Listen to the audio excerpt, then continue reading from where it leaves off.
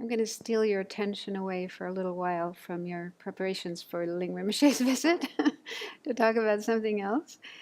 Um, so since I got here a few weeks ago, a few people have asked me where I was, what I was doing, and so on. And when I mentioned that I have spent some time in Israel, they've asked me, what is it like there?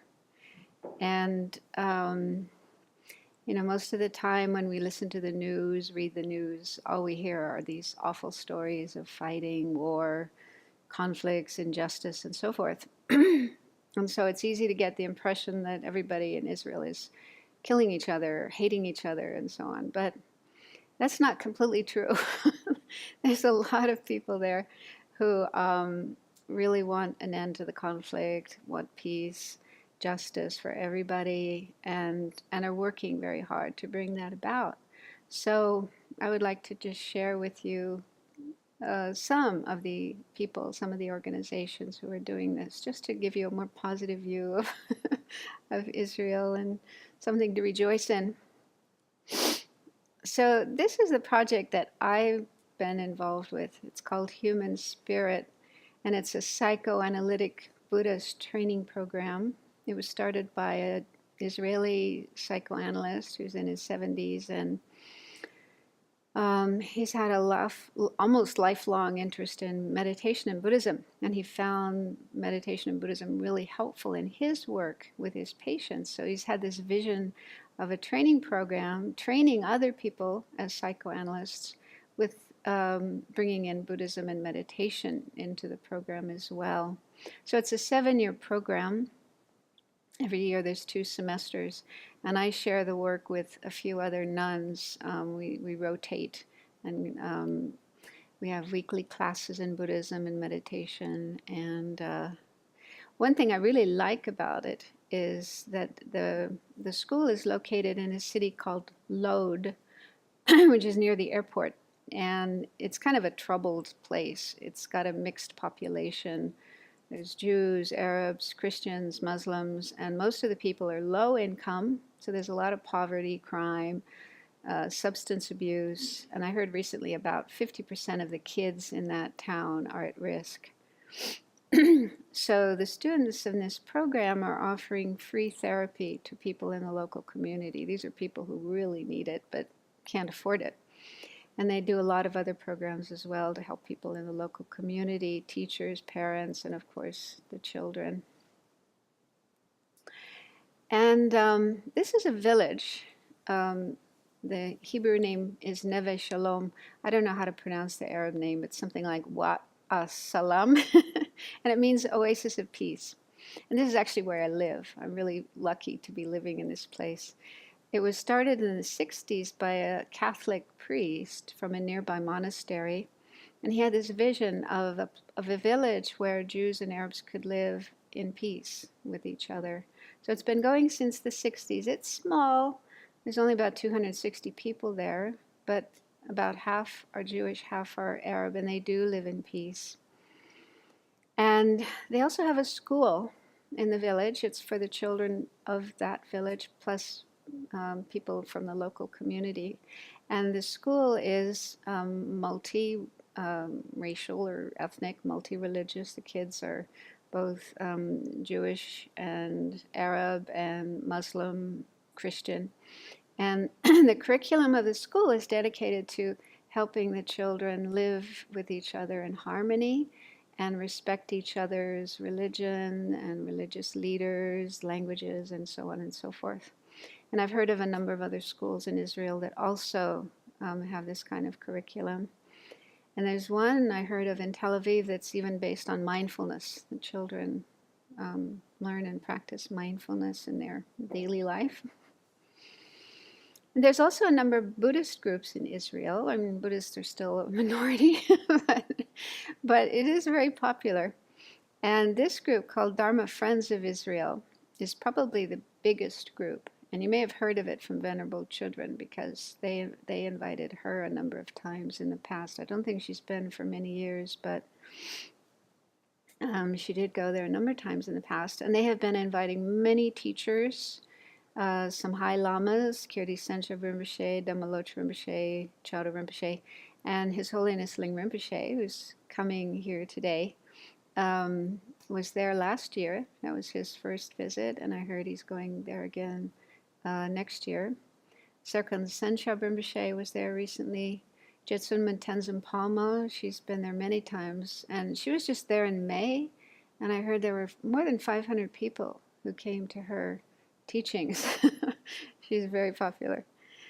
And other teachers as well. So every year they organize a number of courses and retreats, and so as a result of their work, hundreds, if not thousands of people have had the chance to learn Buddhism, Buddhist ideas and meditation. And I think this definitely makes a contribution to peace and nonviolence in the country.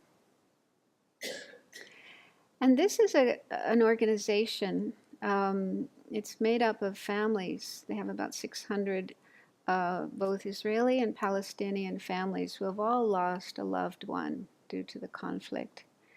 And they have chosen to use their suffering, their loss, not to have more anger and more hatred and more conflict, but instead to work towards reconciliation, peace, and tolerance. So they organize different programs, talks, and discussions, and so forth, just to make the public more aware of the need for this kind of work. And they also organize, in Israel in May, they have a day called Memorial Day, and it's a day for commemorating the Israeli soldiers who have lost their lives in all the various wars and conflicts. But about 8 years ago, this group, plus a few other groups, like-minded people, decided to organize an alternative Memorial Day that includes not just the Israelis who died, but the Palestinians as well. And I attended their event in May this year, and it was really moving. There were about 8,000 people who came, and on the stage there were different speakers, all people who had lost a loved one, a father, a brother, a son, mostly men, but I mean there have been women who've lost their lives as well. And there were also singers singing songs supportive of peace and so on. So it was very moving, but unfortunately it's very controversial as well. People in the government were really opposed to it, and there were protesters outside. Thank goodness there was a big police presence, because there was people outside, very strong right-wing protesters screaming into megaphones and burning Palestinian flags. I mean, they saw this as just a really negative thing. But inside the event, the atmosphere was very peaceful and harmonious and very beautiful. Very, very, very moving. And another organization, I haven't had much to do with them, but I've heard of them. They're called Breaking the Silence. And this is an organization made up of former soldiers who have actually served in the West Bank and Gaza and have been involved in some of the horrific things that have been done, and they've decided to start talking because the public is largely unaware of what's really going on, and they are told, oh, we're doing a good job, we're doing everything for security and so forth. And so so they give talks, and they have a website where you can get information, they make publications and so on, and they've collected more than 1,000 testimonials from soldiers who are willing to talk about what has been going on, the various cases of abuse, injustice, looting, destruction of property, and so on and so forth. They're also quite controversial. I was doing research on this yesterday, and just 2 months ago, the Israeli parliament passed a law making it illegal for people to go into schools and say things that are contrary to the government, contrary to what the Israeli Defense Forces are saying, because this group used to go into schools and give talks to schools, but now they're not allowed to do that anymore. So the government's really trying to crack down on these kind of groups, but they're really dedicated. They're continuing. And they say that their goal is to end the occupation. So they're very courageous.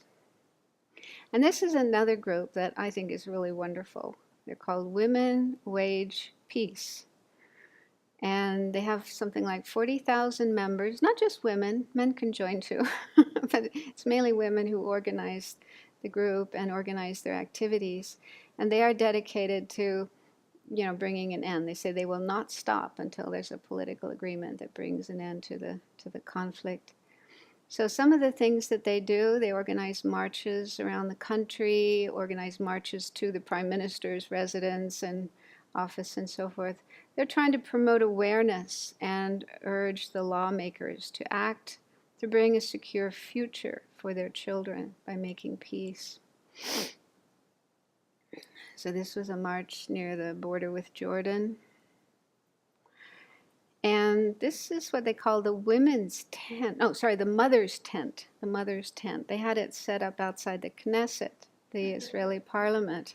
And there would be members sitting in the tent during the day with materials, and they would just sit there and people could come and talk to them, or they would hold talks, discussions, and so forth.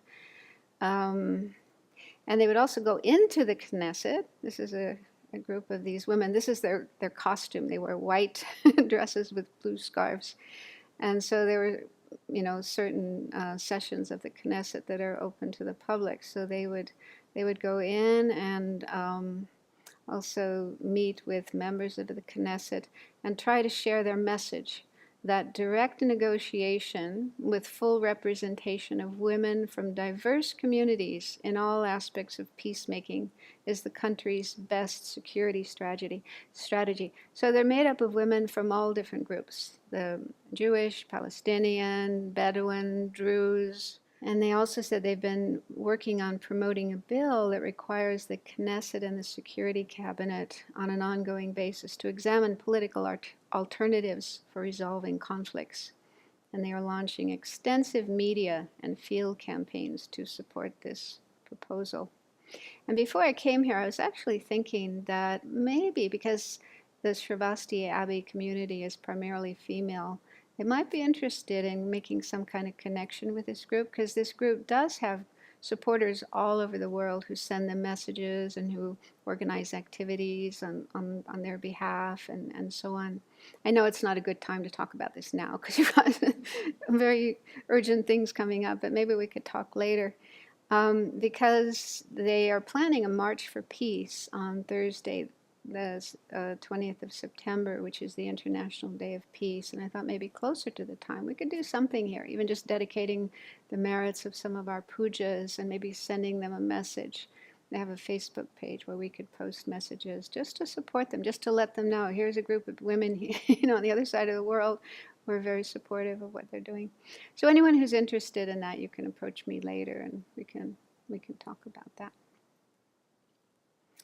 Okay, so I just wanted to, just share some of this information, that there's a lot of good work, a lot of good people trying really hard to bring an end to conflict and bring justice for all the people in Israel. And I really hope and pray that they will be successful.